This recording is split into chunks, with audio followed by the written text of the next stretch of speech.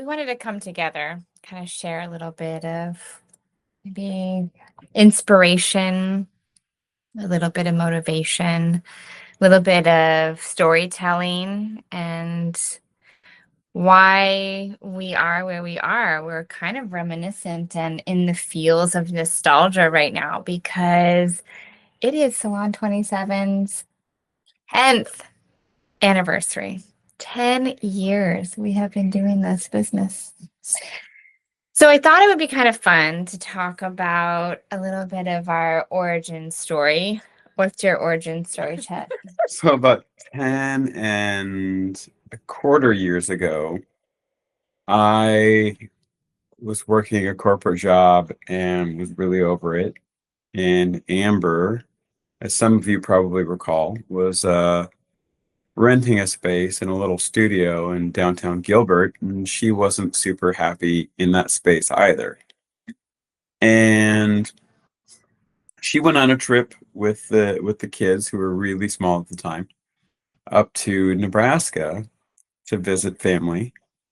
And I had to stay home and work at said miserable corporate job I had.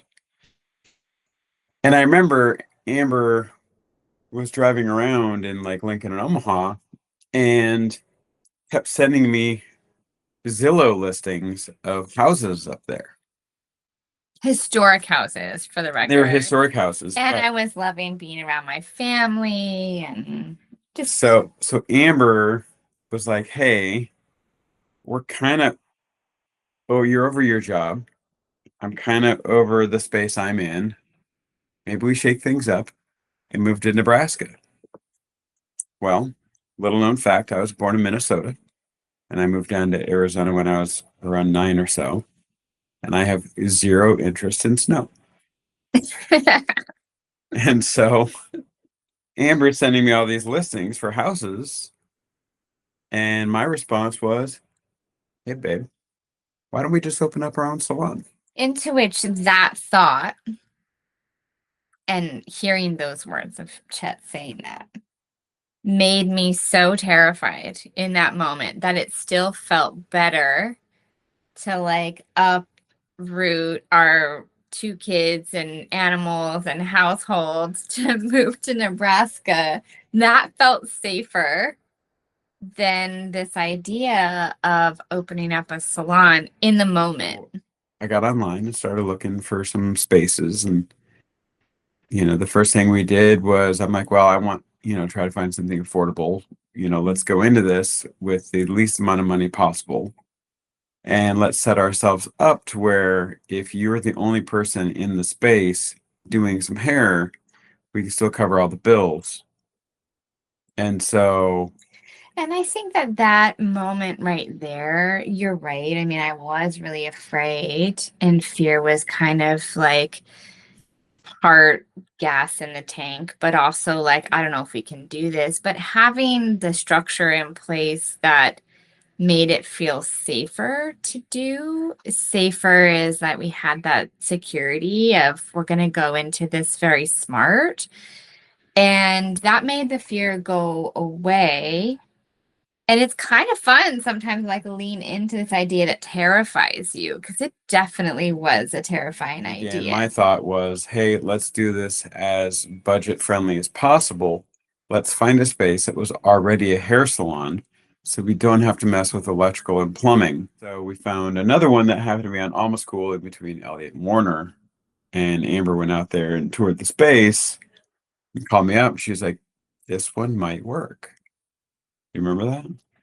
I do.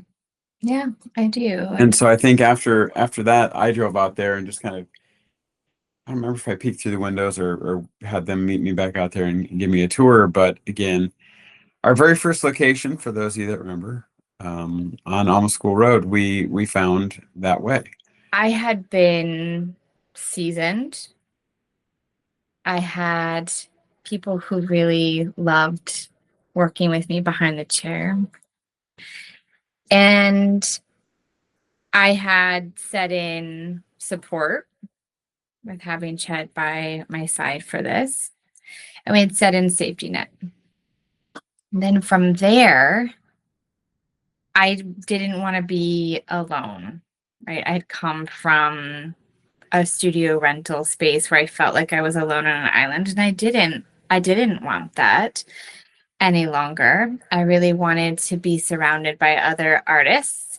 And so the idea being that, okay, we can find this, space very smartly, but also create a spot that would be attractive and but not attractive, but delivered on being supportive for stylists to come and be their true artistic selves, but in a space that they can be truly successful at it from a professional earning standpoint. The growth of that salon space, it really did feel like our very first starter home that now I look back and I'm like, I'm grateful for all the ways that it became what it ultimately has grown to be. I think that like the reality is that if you have sort of, a mission of just doing really good hair, I've always said my entire career that if you can do hair really well, you could cut hair behind a dumpster and people will still come to get a great haircut from you. That doesn't like the experience is nice and the space is nice. It doesn't have to be that. It doesn't have to be something that's so over the top in its design, because we really did create Salon 27 at the core beginning of who we were. And I mean, still so much of that is it's done with smart business sense and making sure that everything stays within budget, but you can create experiences in any space that you put your 2 feet and your shears and your brushes, and clients will love it because you're giving something that is not defined by what four walls look like.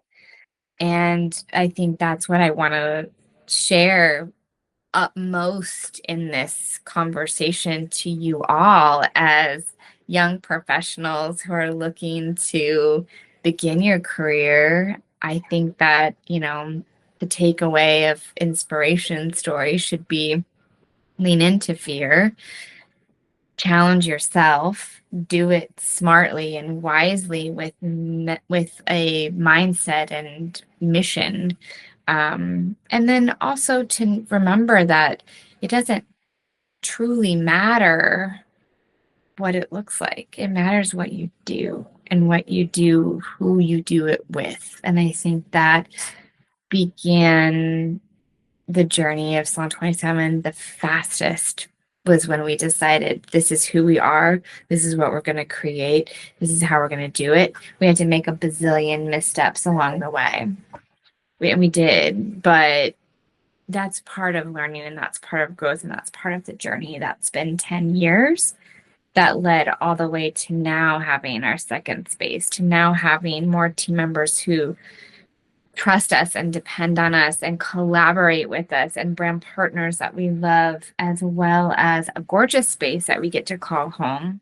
What was one of the most important things we've learned through this journey was when we first started, obviously we did it as reasonable as we could to try to make it work, and we did. But what really made things change for us is when we decided to not just follow what we thought you had to do. I think, in the salon world, when we first did it, I had minimal experience in that world, aside from working the front desk on Saturdays in Florida. That's a different story. That's a different story altogether. But when we started, we're like, oh, we need to do this. Well, all salons have this. We need to do this, and that's kind of how we started. And then, as years progressed, and really, I think COVID changing the way that everybody, played the game, it made us really think about doing things differently. And as soon as we started not really following the mold, is when we really started seeing more success and happiness. Well, here we are 10 years later, still kind of changing the way things happen on a daily basis. You know, we're constantly looking to make improvements on things that we're doing, and you know, what can we do for the stylist to make sure that everybody has a good career and makes a nice living and is comfortable. And you know, as the world evolves, we will continue to evolve as well. Yeah. There's to 10 more years. 10 more years. Keep doing what you're doing. Stay strong. This industry is amazing. Enjoy every second of it. See you later. Bye.